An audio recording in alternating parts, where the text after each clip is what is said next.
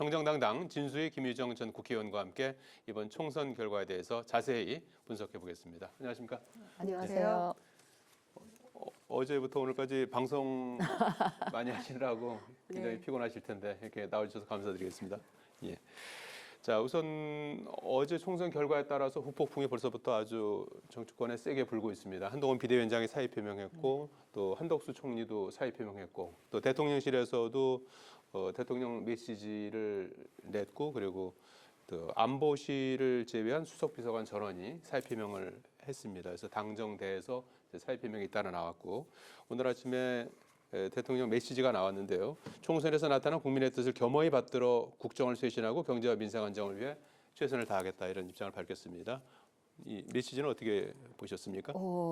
집권 여당이 이 정도 참패를 했었던, 그러니까 네. 총선에서 이 정도 참패를 했었던 얘가 기억이 안 날 정도로 엄청난 참패를 했기 때문에 네. 당연히 제가 보기에는 이 정도의 그 인적 쇄신을 포함한 국정 전반에 대한 그 쇄신 변화와 쇄신 책이 저는 나와 주는 게 당연하다고 보고요. 그런 네. 점에서 일단 지금 그 바뀌겠다는 메시지를 던져 놓은 상황인데 네. 이 말만으로는 안 되고요. 이제 이 쇄신 의지를 실천으로 보여드려야 네. 한다고 생각을 하고 이제 네. 조금은 지켜볼 필요가 있겠다 싶고요. 네. 한동훈 위원장도 그 오늘 아침에 사퇴를 하셨는데 제가 보기에는 아마도 한동훈 위원장은 이번 그 전국 단위의 선거를 통해서 결과는 실패했지만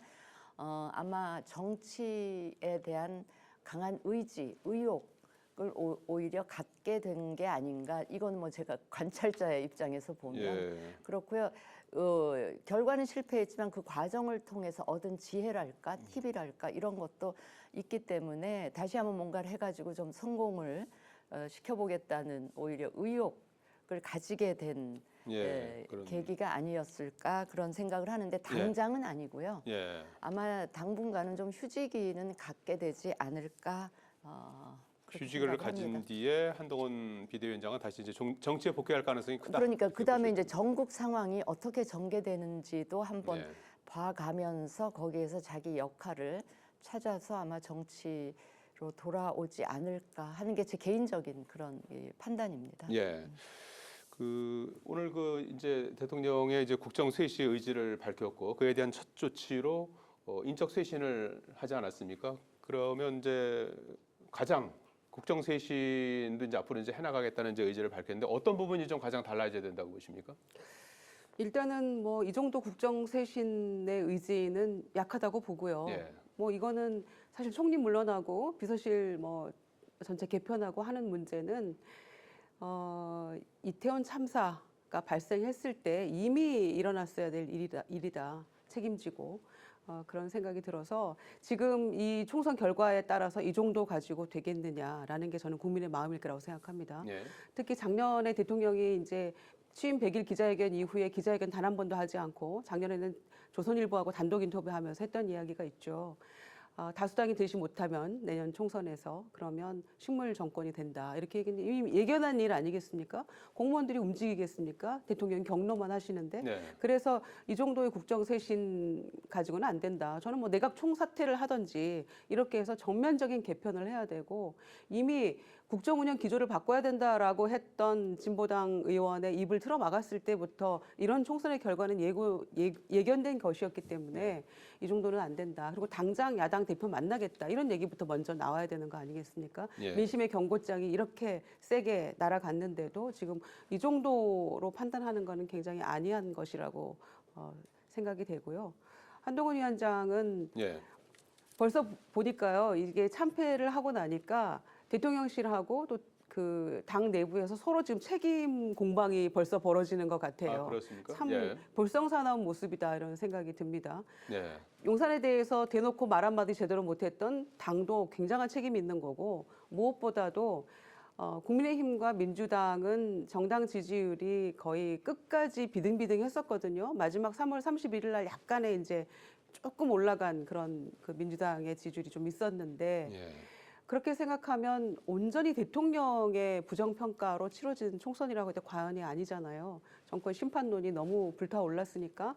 그런데도 지금 당의 책임이다 또는 뭐 대통령실 책임이다 이렇게 공방하는 모습 보니까 아직도 멀었구나 이런 생각이 드는데 한동훈 위원장이 만약에 뭐 비대위원장직을 임기를 지키겠다고 해도 6월 28일이에요. 예. 당규상. 예. 그러니까 세 달 동안 뭘 하겠습니까? 책임지고 내 책임다라고 물러나는 것이 일단 호흡을 좀 가다듬고 다음 스텝을 생각할 수 있는 기회를 좀 만들어야 되겠죠. 예. 앞으로 그러면 뭐 당정 관계도 좀 변화가 예상이 되는 걸까요? 물론 이제 한동훈 비대위원장이 이제 물러난 뒤에 이제 새로운 또 지도부를 이제 구성하는 과정이 필요하겠습니다만은. 그동안 언론이든 뭐 야당이든 심지어 여당 쪽에서도 예. 용산을 향해서 여러 가지 변화를 주문을 했었잖아요. 그게 하나가 제일 큰 게 국정운영 기조를 바꿔달라. 그다음에 좀 적극적인 소통에 나서달라. 그 소통이라 하면 상대가 이제 언론일 수도 있고 지금 예. 기자회견을 안 하시잖아요. 예. 그래서 언론과의 그 적극적인 소통, 그게 이제 국민과의 소통이기도 하니까 그다음에 또 야당과의 소통, 심지어는 저는 여당과의 소통도 좀 적극적으로 하셔야 된다. 예. 그 여당과의 소통은 다른 게 아니라 이렇게 수직적으로 명령을 하다라는 그런 소통이 아니고 정말 수평적으로 대등한 관계에서 좀 쌍방향의 그 소통을 하는 그런 소통. 그러니까 첫 번째는 국정 운영 기조를 바꿔달라, 소통을 열심히 해달라, 뭐 이런 여러 가지 요구는 벌써 작년부터 계속 있어 왔던 거고요. 예. 아까 이제 이태원 참사를 우리 김여정 의원이 언급을 하셨는데 그 이태원 참사 이후에 작년 10월에 치러진 그 강서 재보궐선거에서 엄청난 참패가 있었잖아요. 예. 그러면 그때 이제 비상등이 켜진 거죠. 그때 비상등이 켜졌기 때문에 예. 이런 여러 가지 요구 사항을 그때 실천에 옮겼더라면 저는 이번 총선에서 이 정도까지 참패하는 성적표가 나오지는 않지 않았겠나 싶은 생각에서 예. 매우 아쉽고 안타깝죠. 예. 앞으로 이제 국정 기조가 어떻게 달라지는지, 소통은 또 이루어지는지 살펴봐야 될 것 같은데, 어제 총선 결과에 나타난 이제 표심을 통해서 이제 민심을 한번 좀 헤아려 보죠. 민주당이 이제 현재까지 254개 지역구 중에서 161곳에서 승리를 했고요. 수도권에서 122곳에서 102곳에서 사실상 뭐 싹쓸이하다시피 했고, 국민의힘은 이번 총선까지 해서 이제 3연패를 이제 총선 기준으로 네. 지난번 이제 대선에서 이겼고 지선에서 승리하면서 상당히 이제 기세가 이제 올라가던 참이었는데 이번 총선에서 총선 기준으로 3연패에 이제 빠지면서 그러나 이제 개헌이나 뭐 탄핵 저지선을 이제 겨우 지키는 108석을 이제 얻는데 그쳤는데 108석의 의미는 뭐라고 보십니까? 그러니까 이제 의석수만으로 생각하면은 지난 총선하고 거의 엇비슷해요. 예, 지난번 총선 100석에서 네. 예. 거의 엇비슷해서 아마 국회 상황도 크게 달라지지는 않을 것 같아요. 예. 대통령이 반성하지 않고 이를테면 거부권 행사하고 시행령 통치하려고 하는 그 모습에서 조금도 나아지지 않는다면 21대 국회가 재연되는 그런 상황이 또 도래할 텐데 이번에는 양상이 조금 다르다고 생각합니다. 예.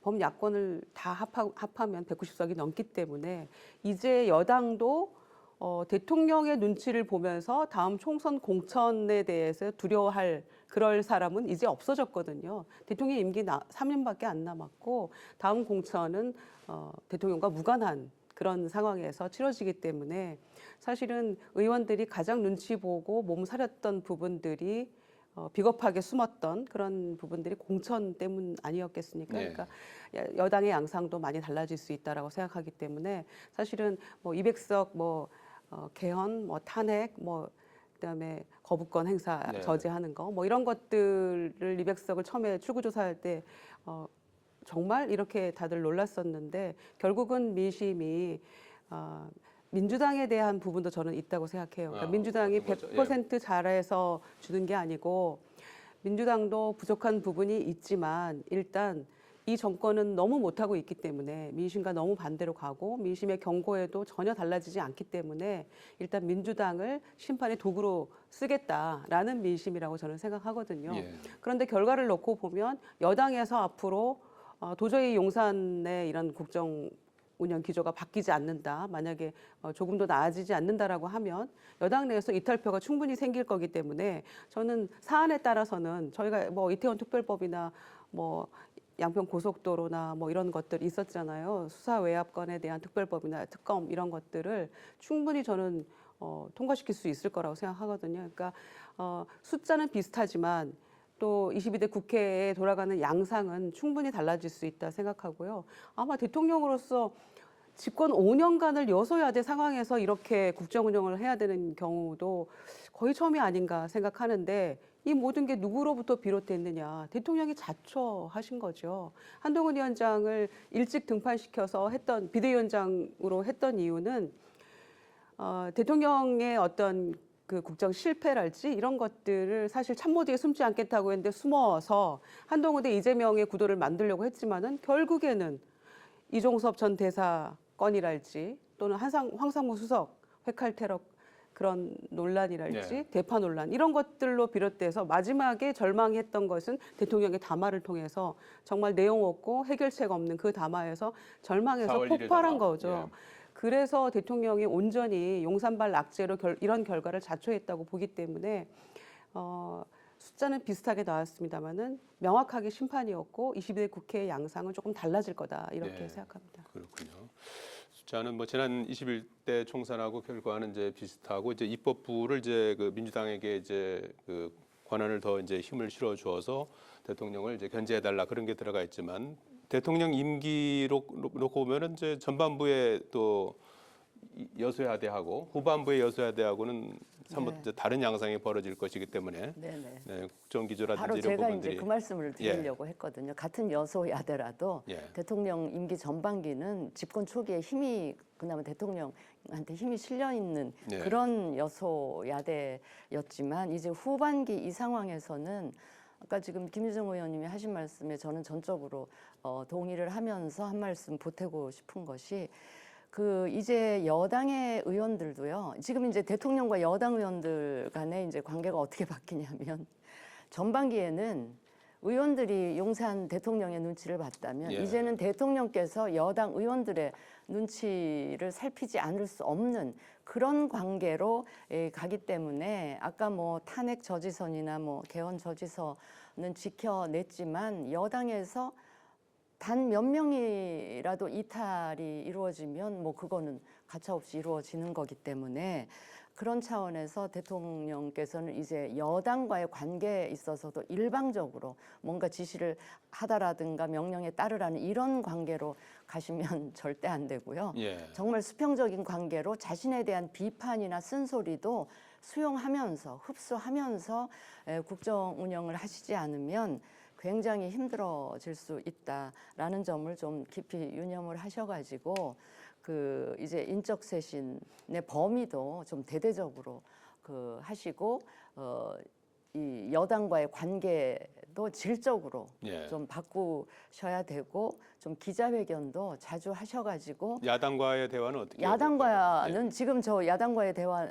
빨리 나서셔야죠. 그래서 야당 협치를 이야기하면서 야당의 손을 먼저 내밀고요. 예. 이재명 대표를 전반기에는 뭐 범죄 피의자 뭐 이렇게 운운하시면서 이제 안 만나셨는데 그 이재명 개인을 만나시라는 얘기가 아니고 어쨌거나 이 원내 일당의 대표 그 자리가 갖는 의미가 있기 때문에 일당 대표를 만나라는 그런 주문이잖아요, 요구고.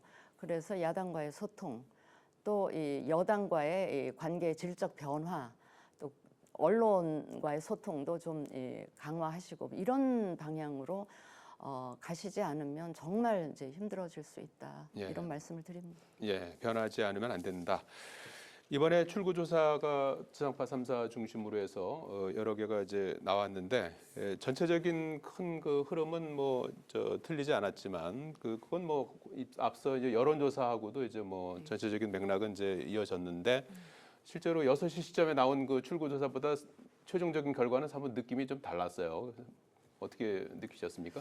그러니까 이제 처음에는 100석도 못 얻는다 국민의힘이. 그래서 이제 200석 범야권 200석 넘는다 이래서 다들 굉장히 놀랐죠. 예. 그 200석은 사실은 꿈의 숫자 같은 거여서 사실 그렇게 상상하기 어려운 거죠. 그러니까 지난 21대에서 183석 얻은 것이 아마 거의 압승했고 최대치 아닐까 이렇게 생각하고 있었기 때문에요. 그런데 출구조사는 굉장히 달랐는데 출구조사 중에서도 특히 이제 그 당선 낙선 결과가 뒤집어진 곳들도 몇 군데가 있어요. 동작을이나 뭐 분당갑이나 도봉갑이나 마포갑 이런 지역들이 있는데 대체적으로 추이를 보니까 처음에는 민주당이 굉장히 앞서다가 나중에는 다 뒤집혔거든요.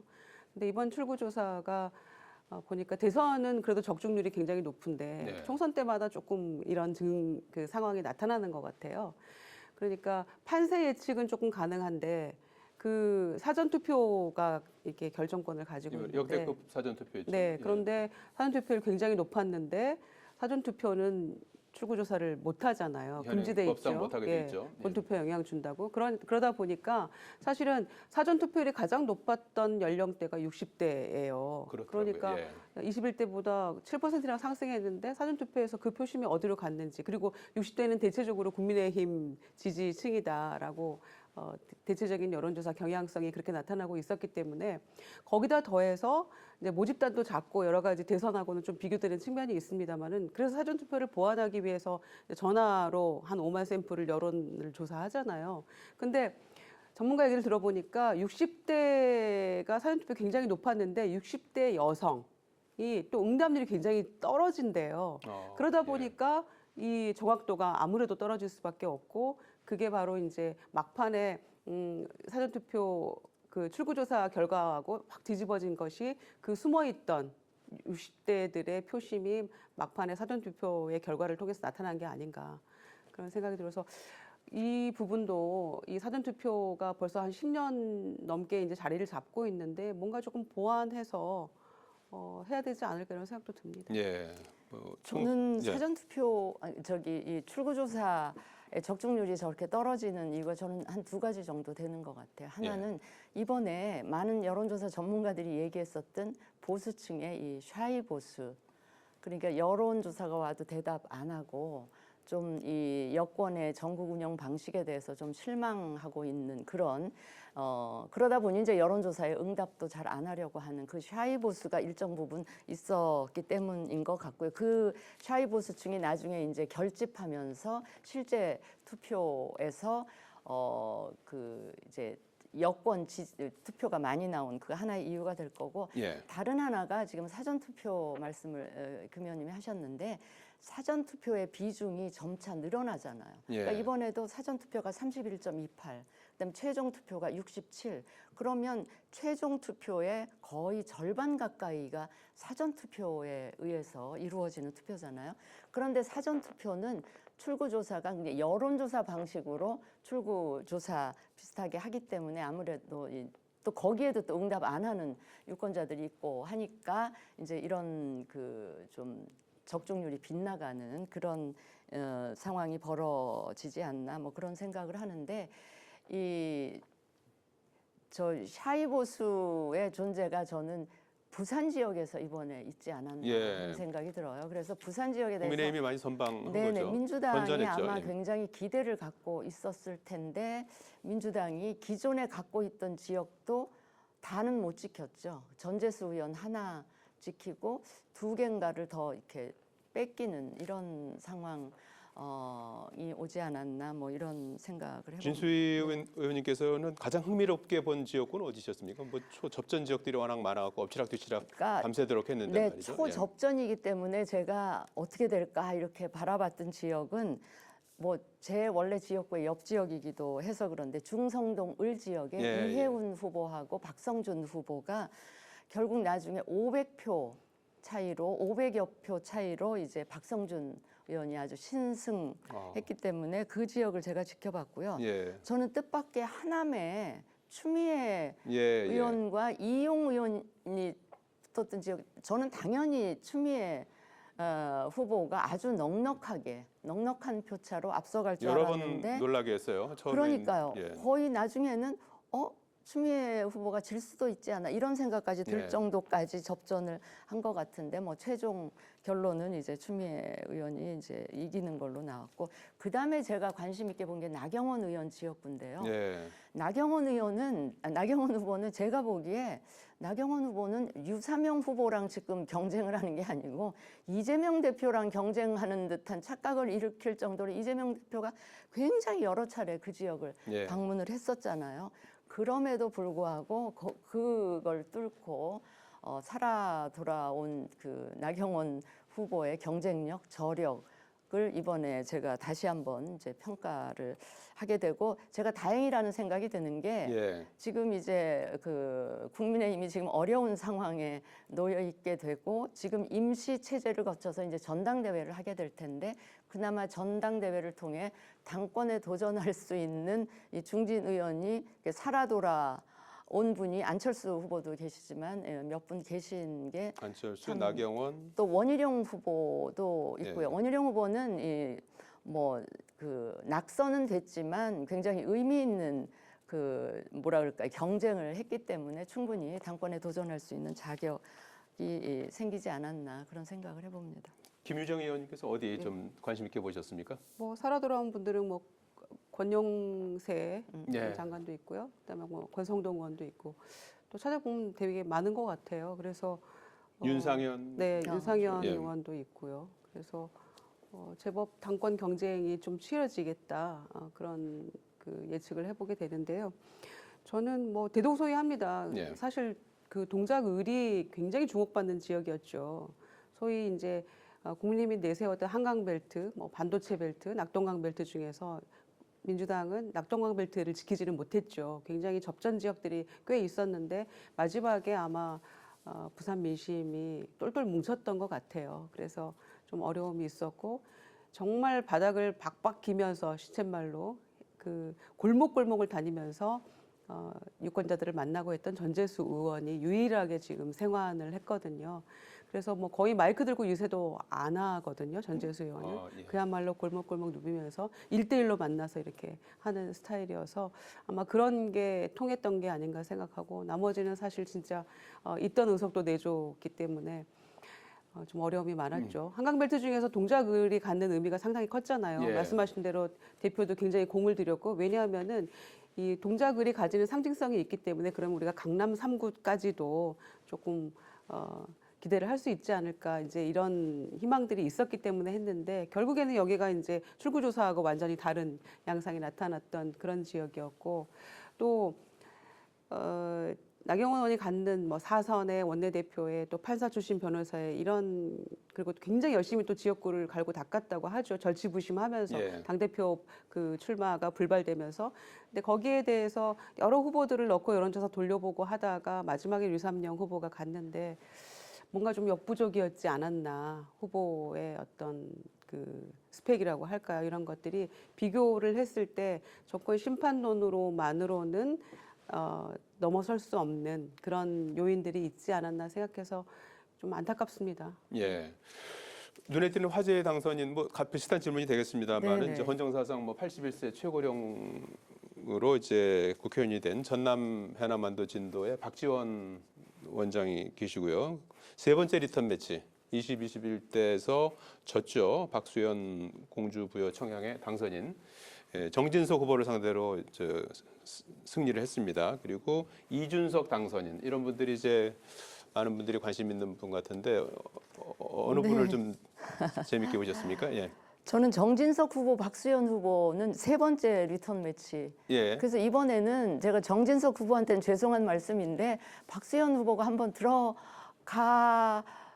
괜찮겠다 뭐 이런 생각을 저는 개인적으로 했었다는 예. 말씀을 드리고 저는 이준석 당선인이 이번 총선 전체를 통해 볼 때 가장 대형 사건을 만들어낸 그 장본인이 아니겠나. 그리고 이준석 후보는 혼자지만 들어가서 10사람, 20사람 몫을 할 수도 있는 사람이고 대한민국 국회를 한번 들었다 놨다까지도 할 수 있는 그런 그 당선인인 것 같아서 네 번째 만에 도전, 네네. 13년 만에 입성했다고 그러니까요. 그래요. 그래서 저는 앞으로 이준석 그 당선인이 국회에 가서 하게 될 저 활동에 대해서 굉장히 기대를 갖고 바라보고 있고요. 예. 그 다음에 제가 꼭 언급하고 싶은 그 후보가 둘이 있는데 하나는 김재섭 예. 후보하고 김용태 도봉갑. 예예. 그다음에 이제 포천 가평인가요? 예. 거기에 김용태 예. 후보가 아마 30대 중반 정도밖에 나이가 안 됐을 거예요.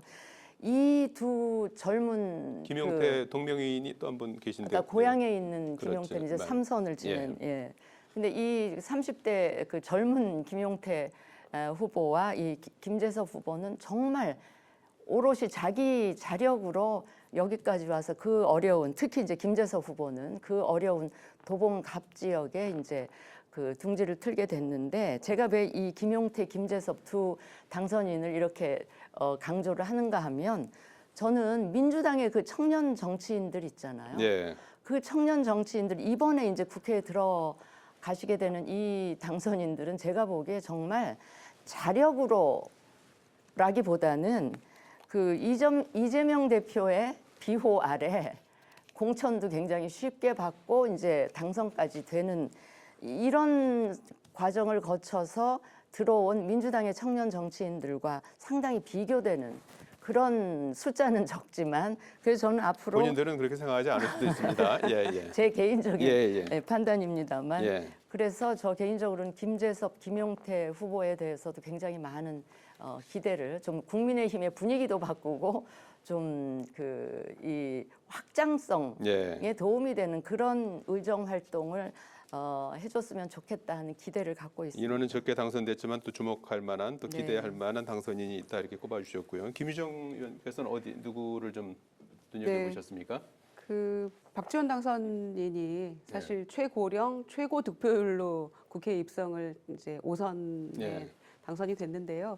저는 지금 이제 정치 복원하는 문제 이런 데서 조금 역할을 좀 해주길 기대를 하고요. 예. 특히 남북 관계나 대미 대중 외교 이런 부분에 있어서 굉장히 이제 여러 가지 문제를 안고 있기 때문에 그런 데 있어서 좀 역할을 해주기를 기대를 합니다. 정치 보건. 네, 그리고 이준석 저는 역시 이준석 대표가 당선된 것이 정말 22대 국회가 과연 어떨까 가장 또 궁금하게 만드는 요인이 되는 것 같아요. 그래서 이준석과 천하용인이라고 있었잖아요. 그 중에서 이준석, 그다음에 천하람 많이 됐어요. 네, 예. 됐고요. 그다음에 용 아까 말씀하신 김용태. 김용태 예. 이분들이 다 이제 당선이 됐기 때문에 뭐 물론 당의 잔류에서 이제 당선됐죠. 김용태 의원은 그래서 그런 부분들이 아마 원내와 원외에서의 어떤 정치 활동이라는 건 엄청난 차이가 있잖아요. 그래서 이번 기회에 정치적으로 아마 몇 단계 업그레이드되는 아마 계기를 만들었다고 생각하고 특히 이렇게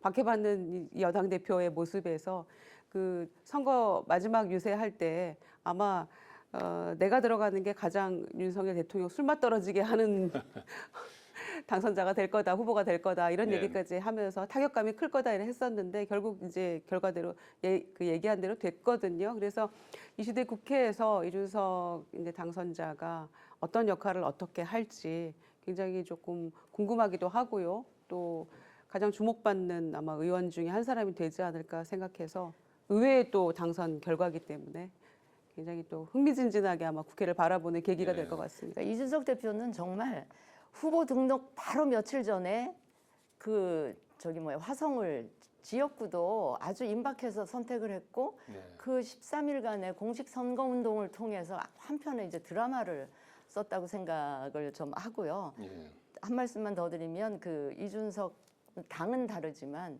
바깥에서 그다음에 네. 김재섭, 김용태 이 젊은 정치인들이 지금 세 번의 총선 참패를 통해서 자꾸 쪼그라드는 이 보수당의 외연을 좀 확대하는 그런 역할을 좀 해줬으면 좋겠다는 기대도 갖고 있습니다. 예. 이준석 대표에 대한 어떤 기대감을 표출했습니다. 참고적으로 개혁신당은 이준석 대표 포함해서 3석을 이제 네. 확보하게 돼서 원내 정당으로 들어가게 됩니다. 자, 그리고 이재명 대표 말씀 잠깐 하셨는데 이재명 대표는 앞으로 좀 이번에 이제 승리를 거둠으로 해서 좀 탄탄대로의 길을 가게 될까요? 어떻게 전망하시는지요? 탄탄대로까지라고 하기에는 예. 여전히 사법 리스크는 사법 리스크가 여전히 그걸 안고 걸림돌이다. 있기 때문에 그거는 좀 지켜봐야 되지 않겠나 싶습니다. 예. 김정일 의원께서는 네, 예, 이전과 비교해서 이제 새로운 22대 국회에서 이재명 대표 위상은 어떻게 될까요? 공천 과정에서 뭐 여러 가지 뭐 논란도 있었습니다만은 결국에는 압승을 거뒀기 때문에 네. 그런 부분들은 조금 일정 부분 불식됐다라고 볼 수 있겠죠. 또 반대 의견 가진 분들도 많겠습니다만은 그래서 리더십은 굉장히 공고해졌다고 생각하고요. 뭐 재판 중이기 때문에 예. 뭐 더 이상 수사할 건 없고 그 부분만을 잘 그 파고를 넘는다면은 탄탄대로일 거라고 생각합니다. 예, 이재명 대표의 정치적인 앞으로 진로 이 부분도 좀 눈여겨볼 대목이고요. 또 저희가 이제 국회 방송이니까 지금 하남갑에서 당선된 추미애 전 장관 이제 민주당에서 최 다선 의원이에요. 조정식 의원하고 두 분이 네, 이제 네. 육선 의원이어서 이제 다선 그 선수에 따라서 이제 의장이 되는 관례에 따라서 이제 후보 물망에 오르고 있는데 추미애 당선인은 이제 의장은 중립이 아니다. 좌도 우도 아니지만 그렇다고 중립도 아니다. 이런 이제 의지를 밝히셨어요. 그래서 만약에 추미애 당선인이 국회의장이 된다면 헌정사상 첫 여성 국회의장이 될 것 같은데요. 어떻게 네. 전망하시고 의미는 어디 있다고 보시는지요? 헌정사상 첫 여성 국회의장은 이제 본인으로서도 굉장히 영광스럽겠지만 저같이 이제 여성 의회 활동을 했던 제 입장에서도 뭐 이제는 여성 국회의장 한번 나올 때 됐다 뭐 이런 생각을 하는데 네. 살짝 걱정이 되는 거는 네. 벌써 이렇게 정치적인 발언을 하시는 게 만약에 국회의장 되시면 국회 여야 간의 이 운영이 매끄럽게 될까 하는 그런 걱정은 또 한편으로 드는데요. 아마 네. 이제 육선 의원이 조정식 당선인하고 아마 둘이 전반기 후반기 뭐 이렇게 하게 되지 않을까 싶은데 아무튼 추미애 국회의장은 국민의힘으로 하여금 살짝 긴장하게 만드는 그런 분위기긴 합니다. 네. 그렇군요. 예, 김유정 의원께서는 어떻게 가능성이 평가하시는지요? 예. 예, 가능성이 꽤 높죠. 네. 그리고 또 헌정사 쪽으로도 의미가 있다고 생각하고요. 여성 의원들 정말 숫자 몇 안 될 때를 생각하면 6선의 여성 의원이 당선된 것도 굉장한 화제가 되는 것이고 그래서 뭐 가능한 이야기라고 생각합니다. 당내에서 뭐 경선 통해서 후보가 결정되고 또 국회에 이제 투표로 결정이 되는 것이니까요. 이제 그런데 한 가지 그 민심이라는 게 지난 지방선거 때 대선 때 2년 전인데 불과 이렇게 확 뒤집어진 거 아닙니까? 그러면 언제든지 또 민주당에게도 이런 심판의 민심의 심판이 또 날아올 수 있다 이렇게 생각하기 때문에 추미애 이 당선인을 딱 생각하면 과거 정부에서 추윤 갈등이 딱 떠올라지거든요. 그래서 이제 의장은 중립이 아니다. 그러니까 소신껏 하시겠다라는 의지의 표명 같은데 네. 그런 저런 것들을 잘 고려해서 아마 민주당에게 도움이 되는 방향으로 도움이 된다는 것은 뭐 의장으로서의 중립, 최소한의 어떤 기계적 중립을 지켜주시라는 그런 의미에 그게 이제 도움이 된다고 저는 생각하니까요. 과거의 그 갈등의 모습을 떠올리게 상기시키는 그런 방향으로 가면은 결코 민주당이나 야권에 도움이 안 된다라는 그런 생각이기 때문에 뭐 의장이 되신다고 하면 뭐 잘 해주실 거라고 생각합니다. 네, 21대 국회 임기는 이제 5월 29일이고 이제 5월 30일부터 22대가 이제 개원이 되면 이후에 이제 의장 선출하는 절차를 밟게 되고 아마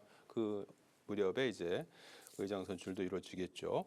자, 끝으로 압도적인 여소야대 구도가 재현됨으로써 향후 국정 운영은 이제 가시밭길에 놓이게 됐는데 말이죠. 앞으로 향후 국정 운영 방향, 전망 여기에 대해서 끝으로 한 말씀만 좀 해주시죠. 이 여소야대의 한계 속에서 네. 국정 운영을 그나마 좀 이렇게 매끄럽게 하시려면 야당과의 협치에 협치, 예. 적극적으로 대화와 나서 협치.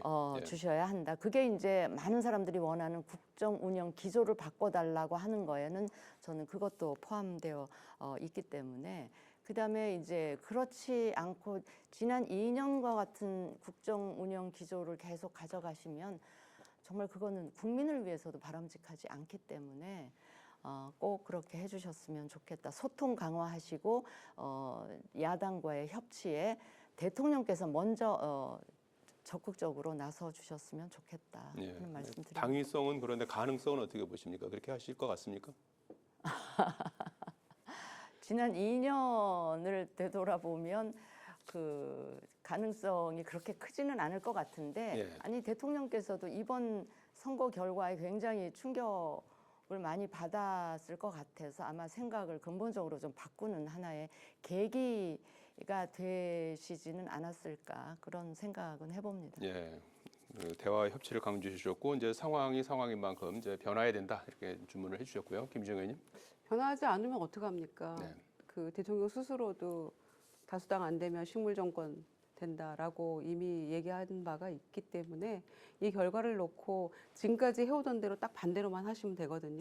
그래서 야당과의 협치, 그다음에 특히 언론과의 관계 네. 이런 것들이 사실은 민주주의의 표상 같은 건데 지금 뭐 독재하러 가는 42개 국가에 포함될 정도로 우리가 심각한 상황 아닙니까? 특히 언론 문제, 바이든 날리면서부터 황상무석의 회칼 테러에 이르기까지가 이 정권의 어떤 철학, 언론에 대한 그런 생각을 보여주는 어떤 단적인 모습들이기 때문에 그런 부분들을 조금 정말 올바르게 개선해 나가는 그런 모습을 보이고 차근차근 해 나가면 변화해 나가는 모습을 조금이라도 보인다면 야당은 언제든지 함께 협치하고 또 상생하고 복원할 정치를 복원할 준비가 되어 있잖아요.